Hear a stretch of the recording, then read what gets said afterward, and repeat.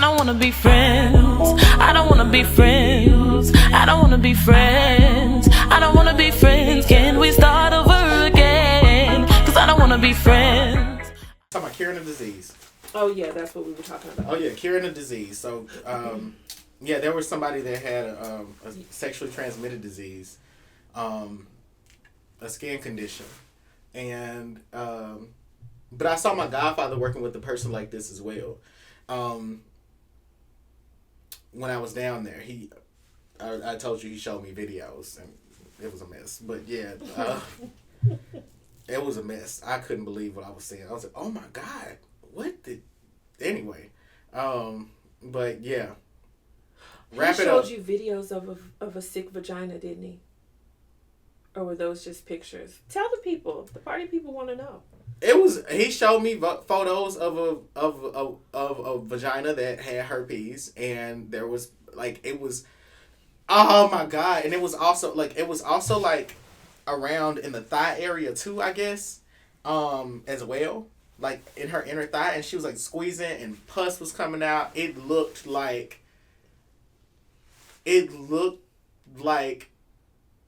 somebody took... I'm trying to think of how I can describe it. What did it look like? It looked similar to...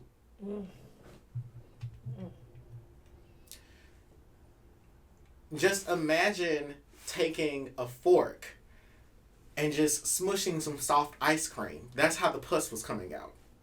Just through the blades of the fork. That's the best way I can put it. But yeah.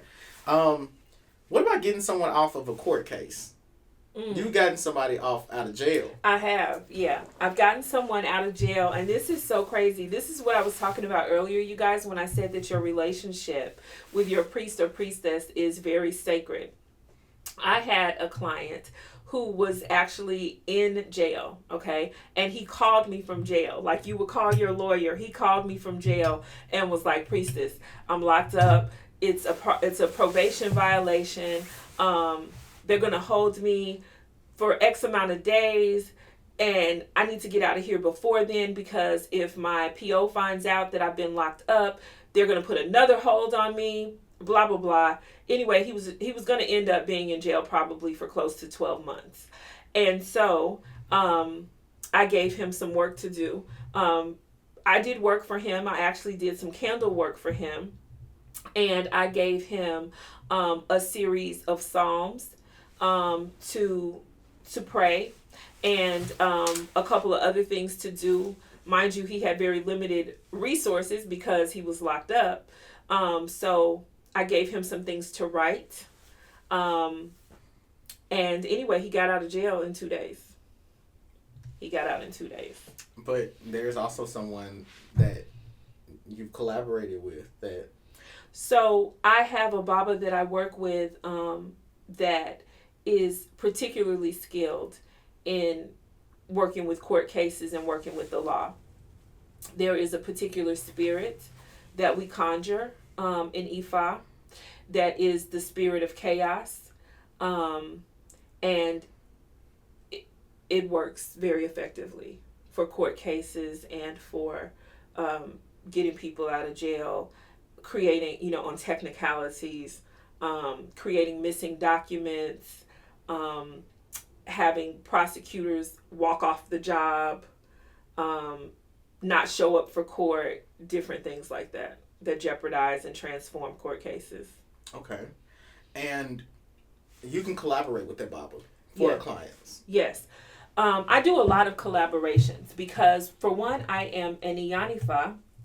And in the Ifa tradition, Ifa is all about balance. The goal of our life in Ifa is to achieve and maintain good, balanced character, Iwa Pele.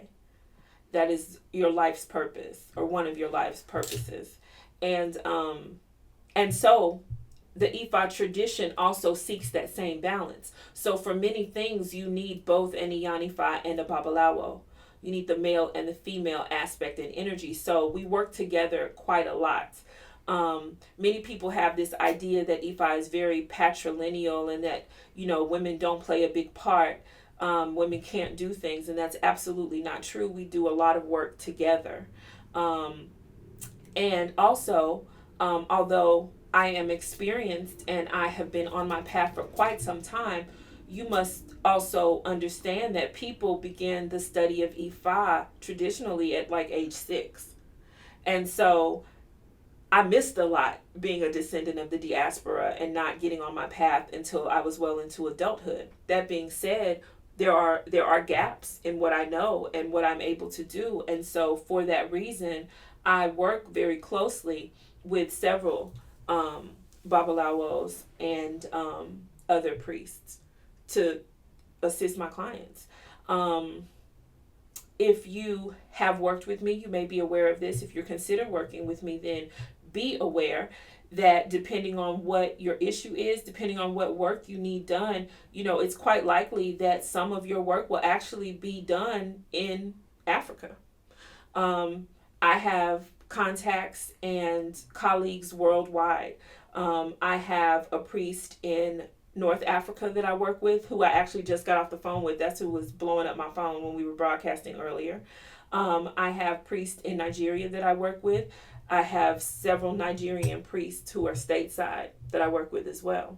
So it's not uncommon for me to have work being done for myself and for clients overseas.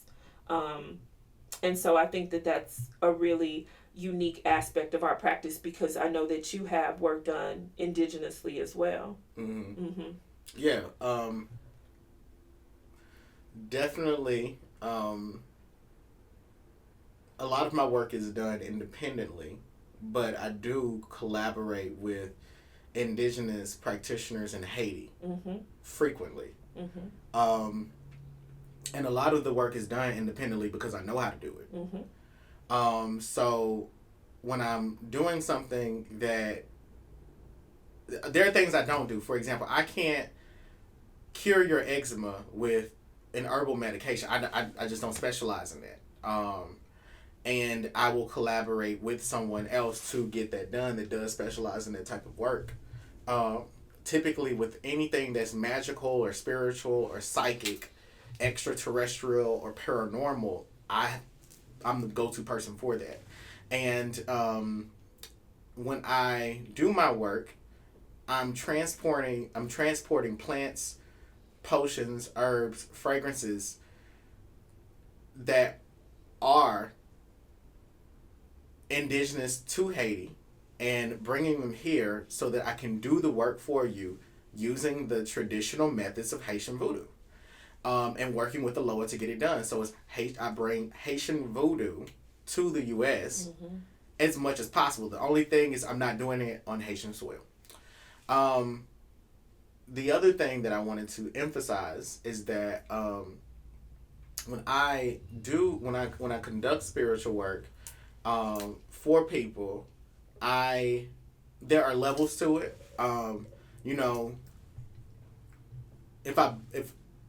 If I do candle work, for example, I'm only going to use one type of candle. But there are, however, if a client is willing to pay more, there's a specially made candle, like these handcrafted candles specifically for Voodoo V. And I can use it for you. I only need to use something that's like this much of it, and I can get a whole bunch of shit done for you. I also wanted to say that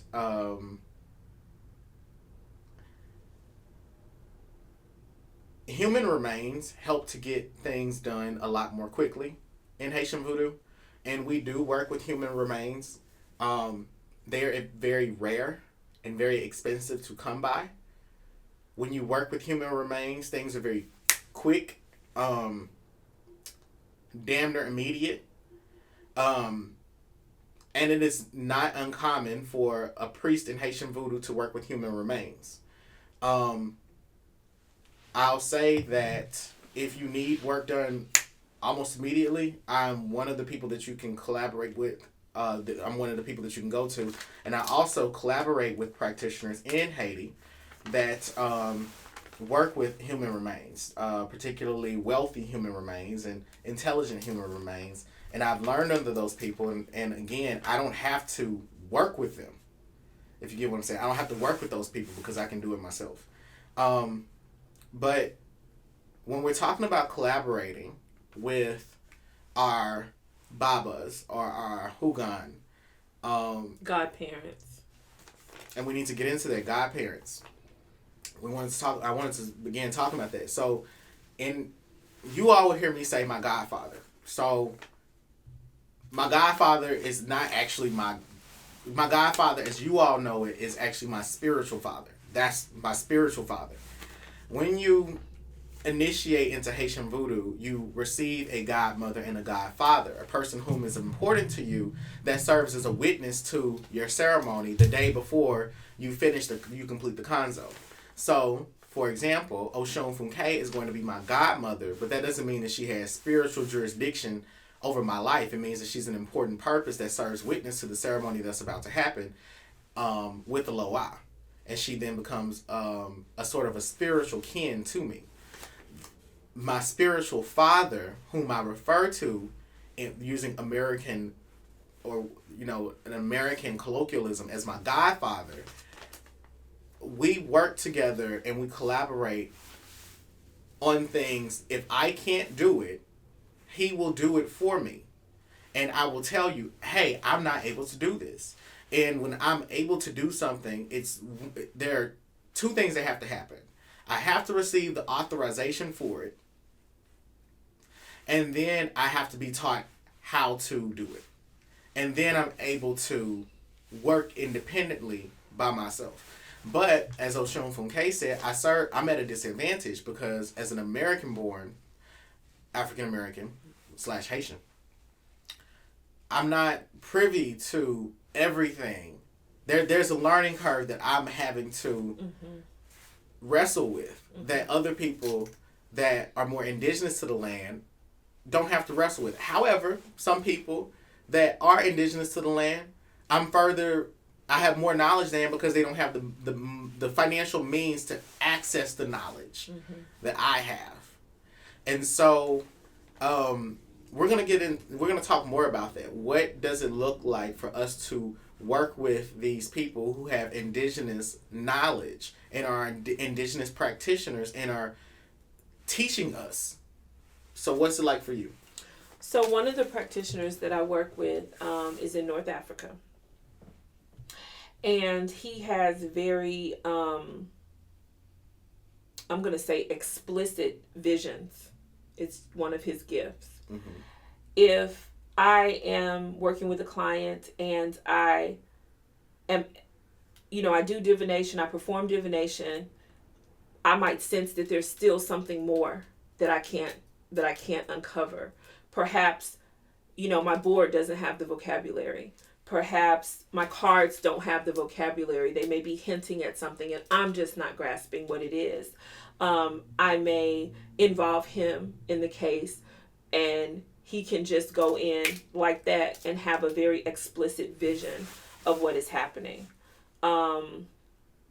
He also performs ebos for me. I would only need to have him do that. Well, he performs ebos for me. It just depends. Having work done in Africa can be less expensive. For example, a goat, if you are required to sacrifice a goat for eba, in the U.S., you may pay upwards of $200 for a goat. In Africa, I can get that same goat for maybe $100.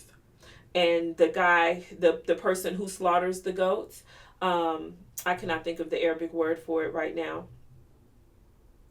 But the person who slaughters the goat, I only have to pay him $10. Because it's actually a blessing for him to do the work. So that's quite different from a Babalawo stateside who will charge $300 for an eba. And that's just his fee. And it's non-negotiable. You get what I'm saying? So it reduces the cost greatly for the client. So I take that into consideration too, depending on what the work is that needs to be done. Also, there are herbs that are, as you know, indigenous to a specific region. You know, it doesn't mean that there's not something comparable here, but for us to try to figure out what that is, how to get it, who to get it from, how to use it, you know, sometimes it's easier to just contact a person in that place. Hey, I need you to get this particular herb, ship it to me, or do this with it, or, you know. It's actually a very unique setup that we have these, you know, professionals and priests in other places. It adds a layer of power that you guys may not appreciate, but it adds a very real and measurable layer of power to our practice. Yeah. When we are the thing that we want to emphasize is that the people that we are working with are extremely powerful sorcerers, priests, so to speak. So she's trained by people that practice traditional Isheshe. I know for a fact that my godfather spent $200,000 for his very traditional initiation. And there's a bug. Where? Oh my God. Where? It's under the power strip.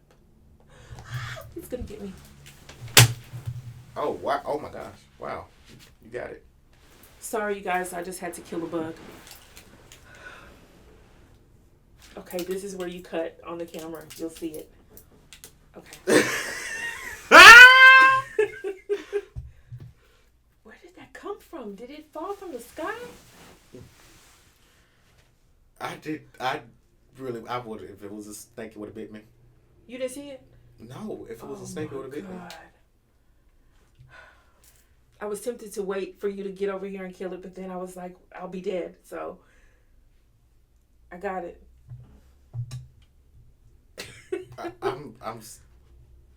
Well, I forgot what I was saying. Okay, you were saying I'll just start a new point. You were talking about Gerald spent your godfather spending $200,000. Oh yeah. My godfather spent $200,000. That's all to say that all of this shit is real. It's real. That's the difference. Is that it's real, and because you all are typically wanting to know, is the Baba that's locally in your neighborhood real? And you know that Baba is notorious for sending out Facebook messages and Instagram posts trying to recruit people into their Elay or into their house. And so... Which, let me just interject, that is not what Babalawos do. Babalawos are servants of spirit. The spirits, the ancestors, the Orisha, Ifa will send the people that need the service of the Baba to him. So any Baba that's sliding into your DM is a fake, a phony, a fraud. He's desperate and hungry and wanting to take your money. Now, marketing is one thing, but solicitation is another. I'm not condemning anyone for creating a Facebook page, for doing what we're doing and putting content out on YouTube, for making themselves visible so that people can be led to them through those different channels. But actually going out and soliciting, dropping messages in people's inbox, that is not the way it's ever been done. It's not real. Okay, so if you're contacted that way, the automatic answer is no. No, that person is not real. No, they are not trustworthy. No, you should not send them money, especially if they contact you talking about your ancestors told them to give you this message. You're in danger. Send them $600 or a tragedy will befall you. Like, come on, let's be smart. You have to be exceedingly smart. The other thing is that, we don't have degrees to certify us, to certify our initiations. All we have is our resume, and we have a track record. We've been doing this for years, and somebody would have been pulled us out the paint if we weren't real. The very same thing with the people that we work under. There would be a lot of skepticism surrounding the people that we work under. At the same time, we undergone our own forms of fleshly mutilation that will indicate to anyone, and you know what we talking about. Because if you're in an African traditional religion, you done got cut. So, if you've received your ashe, you've received your baron, you've received your whatever. Your scratches, as they call them, Paulo. Exactly. They have them. It's nothing to worry about. But that being said, you can't. What we're saying is that we learn through one-on-one private conversations and consultations. And unlike some people who are periphery practitioners of African traditional religions, we didn't initiate online. And some of our clients have initiated online. You cannot initiate into these traditions online. You cannot become a priestess of Osun by paying for an online membership. Nor can you expect that a Baba or a Iya or Mambo Hugan, a Yeye that's reaching out to you online, telling you that they're starting a group or that the Orisha have a message for you that they have to relay to you. It doesn't work that way. It doesn't work that way. And it's not because these people are old school or that they're old or that these deity don't fuck with new technology.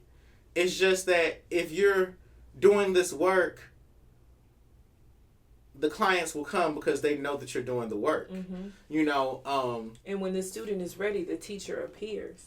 The clients will become aware of you when they are ready for you and when they need you. Right. And a lot of times, they're not even understanding how ready they are. Mm-hmm. Mm-hmm. The other thing is that these people, every teacher needs a teacher. And these people that we work under are more of an expert than we are. Mm-hmm. And they have people above them that are supreme experts that may, in theory, be one step below God in terms of the amount of power and knowledge that they have. And being that we are drawing upon knowledge, methods, and tactics from this historic, powerful genealogy, you can trust us. Unlike other people who are only periphery practitioners, lone witches, or idolatry priestesses that are not receiving any sort of real tutelage from expert practitioners who are experts because of their resume, not because of the title. So I wanted to ask you, why do prayers matter when you are working with deity? I mean, prayers are the currency of the spirit world. Mm-hmm. Because in your prayer, you have your ashe, your life force is attached to your prayer. Your request, what it is that you need, is encased in your prayer. The deity that you are crying out to, that energy source that you are tapping into, is identified in your prayer. The results that you seek and the time frame in which you need it, the level of urgency that is attached to your query, is contained in that prayer. That prayer is everything that you need. And so it's transmitted as energy to spirit. And it's the currency of spirit. It's the way it works. But as a master craftsman of the literary art of constructing a prayer, mm-hmm. you can pretty much dial into the Orisha anytime you want, mm-hmm. with a prayer that comes off the top of your head because you know how to construct one. But then there's another type of prayer that you have to be taught. Maybe it's through song, or it is, actually spoken out, but it's spoken in Yoruba. Well, like those of you who took the class that you and I taught, if you remember when I finished my the bath, I actually prayed in Yoruba into it. I prayed my Odu into it. So yes, but it still has the same components.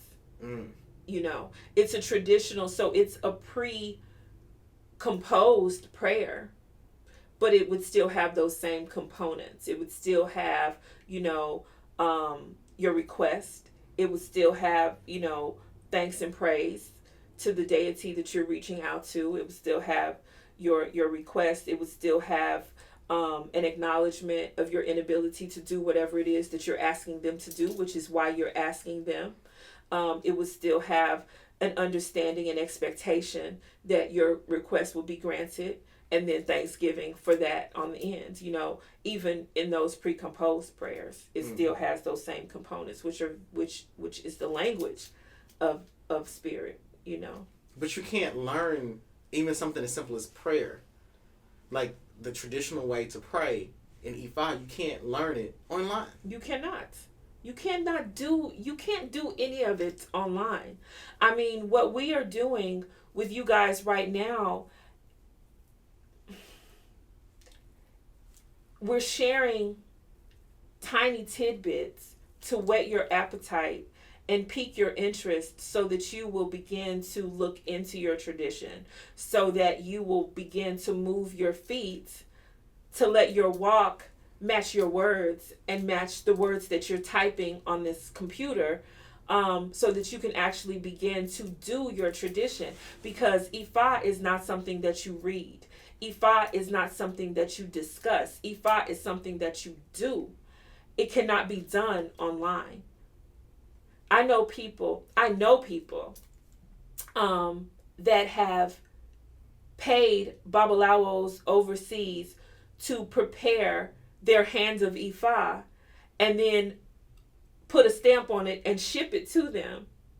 They still had to either have some sort of live communication with that Baba through Skype or what have you to actually do the Ikofa.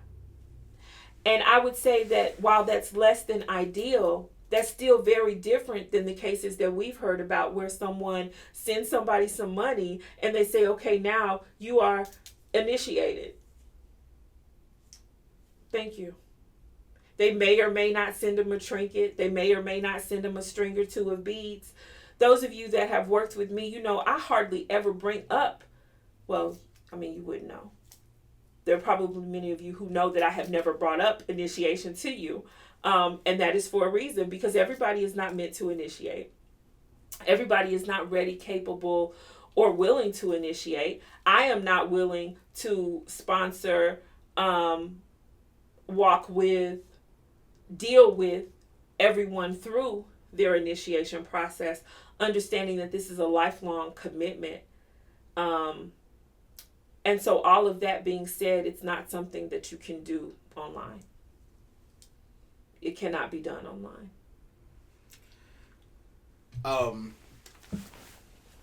Speaking of sponsoring people for initiation, the reasons that we don't encourage for you all to get initiated is because we know that there's a dearth of information out there to get you all to, let's say, a 10th grade level of spiritual practice where you can perform a simple 3-card divination for yourself.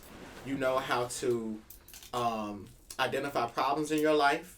You can do some simple candle magic, simple spiritual baths. You can perhaps perform a reading for another person if need be.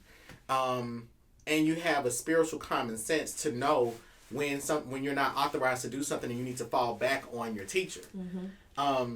And many of you all think that you can learn the basics and then you're ready to teach it. And I will say to you all that once you, like, a lot of people are going to feel validated through the confirmation that they receive through seeing the results of a divination performed correctly or spiritual work being performed correctly, and then they're just ready to just dive all in, and we're trying to preach caution to you all and tell you that initiation is a long journey, but there's a lot of things that you can do in your own life without having to be initiated.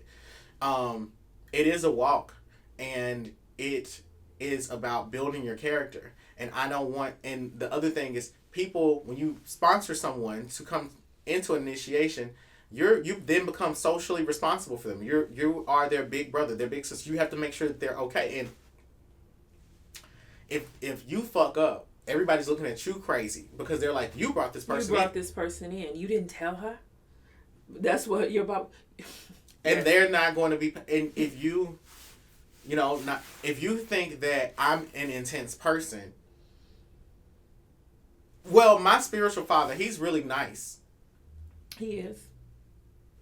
I'm very intense, but he's also intense. Yeah, he's nice, but how do I say this? He's someone he's the type of person that puts you through an impossible obstacle course and encourages you all the way through it. But he knows that your ass, he knows what you're going through, and he intentionally puts you through that pain, and he does it with a smile. And he gives you the room to complain, but that's uncommon. Mm-hmm. And I complain, but that's uncommon in this, because I'll tell you that if there was something I was really hesitating to do, and this girl ended up starting it for me, because she was like, "You too pussy to do it." Like, it was really like that, and it was just like, this girl's the sweetest girl. I mean, she's so nice, but I was sitting there bitching up and didn't want to do it, hesitating and taking too long. And my godfather, he was like, he just looked at her and just said, and he did it to embarrass me, to shame me. Not because it was that a woman had to do it, but simply because you didn't do it. Exactly. Mm-hmm. Exactly. Mm-hmm. And it was something very important for me to do that was between me and my Lola. Mm-hmm. And it was like I was hesitating, and he knew I was gonna do it, but he was like, and it was embarrassing to get help to do that. I want to interject a couple of things here too. You guys must understand and always remember that these are very traditional African systems. Even Haitian voodoo, you know, is African. You know what I mean? And so the level of respect that is expected and required is something that might be very, very foreign to those of you coming from single parent households, those of you who call your mama by her first name, those of you who just were not raised with that structure. You know, your Baba is something like God to you. You know, your Iyanifa, your Iya, your godmother, your priestess is someone that you are going to hold with the highest levels of respect and regard, the way you speak to them. You know, just to put it out there, because I'm so serious about it, I get people who will call me all the time because they watch these videos and they think that we're friends. And I pick up the phone and I'm like, you know, greetings. And they're like, hey, you don't do that. You know what I mean? And it doesn't really ruffle my feathers because I am American and I understand it and I'm not easily offended. But the point being is that before you are ready for initiation, there's certain cultural aspects that you have to understand. You know, you don't call your Baba by his first name, even if you know what it is, unless he absolutely gives you permission, unless he says, no, call me Derek. Then you call him by his name. But up until that point, it's Baba, it's Aluo, which means my teacher, it's sir, yes sir, ma'am, yes ma'am, priestess, Iya, even Yeye is a term of endearment and an abbreviation that you really have to follow social cues to find out if that's correct. So those of you who try to call me by my first name, those of you who want to call Neg Zo or abbreviate his name and call him Zo, that is not okay, really, in the culture. And so before you are ready for initiation, there's a lot that has to be learned and a lot that has to be transmitted and expressed.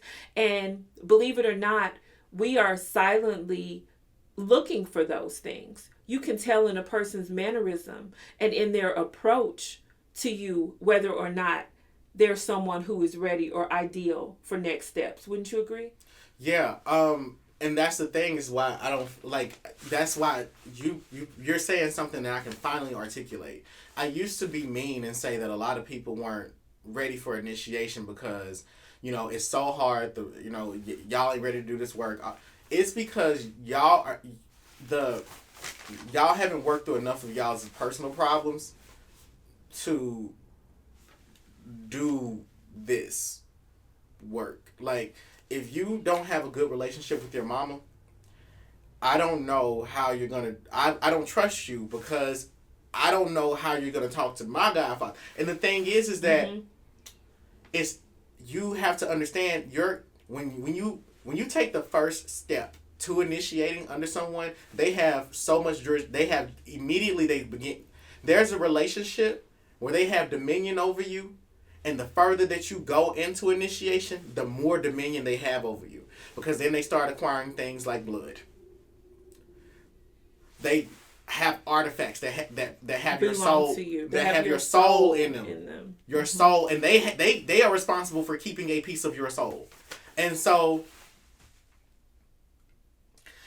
it's the fact that if you don't have a good relationship with your parent, how are you going to have a good relationship with your spiritual parent who has more dominion over you than your blood relatives? If you can't shut up and just let mama be right, you're going to have a hard time dealing with a cranky ass 80-year-old baba who knows absolutely everything. You know what I'm saying? You're going to have a hard time. You're going to have a hard time dealing with a 32-year-old baba who has been studying Ifa since he was 6 years old and maybe 15 years your junior, telling you what to do, giving you the business. You have to let go of, you cannot have ego. And even in dealing with us, it's the same way, which is why at this time of recording, I'm currently, I'm going to say my age, I'm 42. And at 42 years old, I expect to be treated as a grown-ass man. And, okay, I'm lying. Okay, I can't even start. Okay, I'm 28. But with that being said, the respect that's given, that I give my Hugan, my spiritual father, you have to give it to me as well.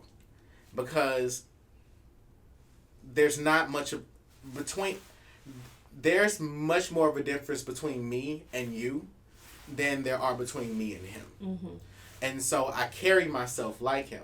And so when you call Osun Funke by her first name, you are being disrespectful, because the thing is that what I've noticed is that this is what I've noticed. Whenever I'm having a negative experience with somebody, as soon as they call me Queen or Quintarius, they get Queen or Quintarius. Because they don't realize that name activates a personality. It does. A reality. A reality. And that's what I want to emphasize. It activates a reality. It's not like saying, oh, you called me a bitch, so I'm gonna act like a bitch. It's that in our initiation, they gave us our names for a specific reason. Absolutely. And they told us to spell it a certain way for a specific reason. Negrezo, all capital letters. Negzo, all capital letters. It can't just be Zo. It has to be Negzo. And so, because it activates the lower that rests within me, Zolaqua. He comes out, and then he controls the reality. And so, the times that I've had negative interactions with clients, they call me Queen or Queen every time. Every single time. And the ones that said Negzo, hell, even Dr. Shakir. Because that was another title that's earned and activated. But it doesn't have the same magnitude of spiritual activation, but still, that being said, the titles matter in and of themselves. And when you are calling your parents by their first names, you're coming into traditions that are emphasizing the importance of ancestral worship. Every single step that you take in the initiation process, there are moments where they're telling you to ask for whatever you want. There are moments in ceremonies where, as you said, your prayers are going to be heard by the Orisha and the Lord, the loudest they've ever been in your life. in that moment. But for the most part, the ceremonies that you conduct and accomplish are to heal and to help your ancestors and to strengthen and embolden future generations. And if you have Iyanla said it best in Spirit of a Man, your bloodline is your lifeline. It could be your prosperity or it could be your poison. Mm-hmm. And it is up to you to choose it. Because in any African tradition, within African culture, it's the worship of the ancestors so that we can ensure that future generations reign supreme. And so a lot of you all are not ready because you're working through ancestral karma. You're working through childhood trauma. You're working through generational pathology. Post-traumatic slave disorder. Post-traumatic slave disorder. Addiction issues. Suicide. Molestation. And those things have to be healed. And they can't be healed along the way through initiation, because there are things that are going to happen in initiation that are going to activate within you those experiences, and you can't be healing and initiating. You have to be healed of it and initiate it, because once you're healed of the problem, once you're healed of any dysfunction, you become an empty vessel. There's more room for spirit, the Orisha, to rest within you, and everything's fine. But a lot of you all are not empty vessels. You all are not ready for the spirit to work through you. If you are watching this broadcast and you know it's your destiny to write a blog, or I've told you to start a podcast, I've told you to get that business off of the ground, I've told you to start that promotion, go and talk to that dude. Or leave that dude alone. And you haven't done it. You're not ready to do any of this because the spirits are telling you to do that because they want you to be an inspiration for the people around you. They want you to go through this trial and tribulation so that other people around you can be inspired to do better. We know this to be true because we had to heal prior to being prepared for initiation. And if you have so much gunk, spiritual sludge that you're in your body that you have to get cleansed out, there's no room for spirit to rest within you. You're not a good candidate for initiation. The Loa will not choose you when we do the divination. Mm-hmm. They won't choose you. I mean, some of y'all don't even have your ancestors show up to an ancestral life path reading. Some of you all, your ancestors won't even show up when we do an ancestor reading. So we have work to do. And Peach Blossom talked about that once in one of her ancestral life path readings. We had never had a group discussion about this. Mm-hmm. It was something you told me that you had a conversation where you were like, this girl's ancestors would not show up. I threw the bones and they did not show up. And we were all on three-way. And Peach said, y'all, I just did my first ancestral life path reading and it went really, really well. But her ancestors did not show up in this reading. She was like, I did not hurt. It was like they weren't talking or something. And she was just asking us for like, is this happening to y'all in these? And it's, you all's ancestors are either malnourished or you are just so disconnected from spirit altogether that we have to get you connected to spirit so that you can hear more clearly what it is that we are saying to you. And then we got to get you healed, which is a process. And then we have to get you up to speed with, how do I say this? We then have to get you up to speed with learning how to do the work with respect, which was in our earlier videos, we talked about that, the importance of respect in African spirituality. Yeah. It's one of the basic tenets. Why do you have to work with multiple deities in the same pantheon to get things done?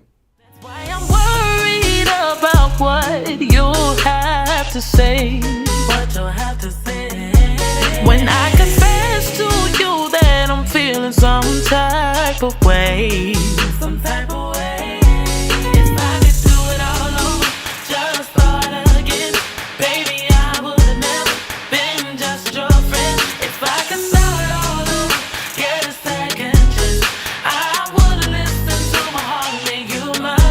Cause I don't wanna be friends. I don't wanna be friends. I don't wanna be friends.